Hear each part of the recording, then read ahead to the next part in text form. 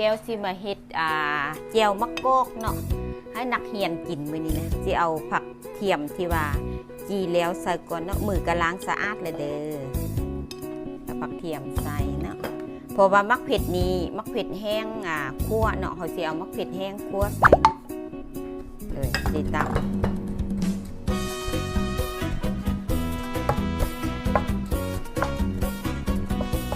ำไปแล้วก็สิใส่เขียบหมูเนาะเพราะว่าเขียบหมูนี่เขาใส่ให้มันกินแล้วให้มันเป็นนุ่มๆเนาะเห็ดง่ายๆเห็ดให้นักเรียนกินนะมันแล้วอันนี้แม่แก้วเวลาคั่วแม่แก้วสิใส่เกลือเนาะใส่แป้งนัวน้อยนึงก็ใส่น้ำตาลน้อยนึงเนาะโดยเขาก็จะเอาชิ้นหมูที่ว่าเขาคั่วแล้วเรามาใส่เนาะใส่เจียวมะกอกเลยเขาก็สิตำใส่กันเนาะอันนี้ซีเมนมะกอกที่ว่าเขา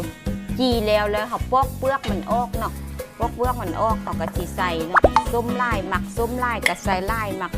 ส้มน้อยก็ใส่น้อยแต่ว่าแม่แก้วหมักสีส้มน้อยนึงเนาะโดยก็ใส่เป็นหน่วยแล้วก็สิตำเลย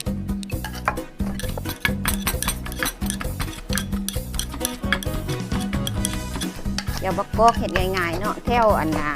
ลวกข้าวบางก็คือกินเจียวมะกอกตรงนี้ใส่บ้านนี้แล้วมันเป็นมันเป็นแค่นเนาะเขาก็ใส่น้ำอุ่นไปเพื่อว่าใส่น้ำอุ่นไปแล้วเกี๊ยบหมูมันติดฟูขึ้นเนาะใส่น้ำอุ่นไปให้มันเป็นบ่ให้มันคุ้นไล่คันว่าหมักปลาแดกก็เอาปลาแดกน้ำปลาแดกต้มใส่น้ำเนาะเด็กมันก็สีเป็นคุ้นตัวเห็นบ่น่าแซ่บปน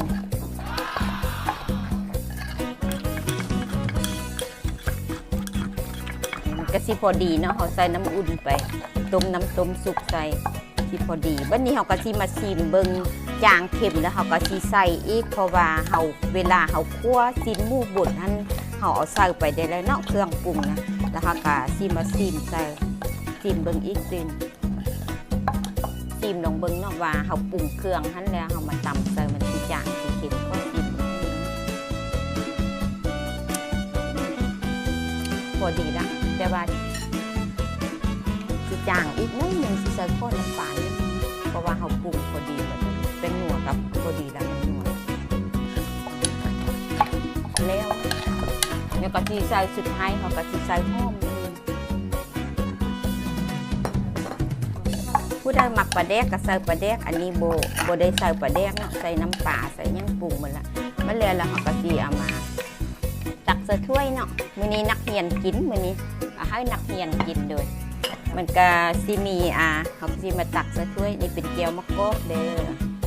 ผู้ใดอยากเห็ดก็เห็ดตามได้เด้อแม่แก้วเห็ดให้นักเรียนกินเนาะมื้อนี้แล้วก็มีหมกไข่เนาะหมกไข่นี่ปลาเราสิเห็ดปลาแก้ววันชี่เนาะเราสิเห็ดมาเตล่วงผาบางเนาะก็ดีพอดีเอามาให้นักเรียนกินเลยเนาะดิหมกไข่เมืองล่วงเด้ออันนี้นะโบแมนหมกไก่เด้อหมกไข่เนาะโดยสิเห็ดหมกไข่เนาะแล้วก็มีนึ่งผักกับเนาะนี่สิมีนึ่งผักกับให้นักเรียนกับเนาะก็สิมีประมาณนี้แหละนักเรียนก็สิได้กินประมาณนี้แหละเนาะโอเคมื้อนี้วันอาทิตย์เนาะส้นนักเรียนก็สิตักไว้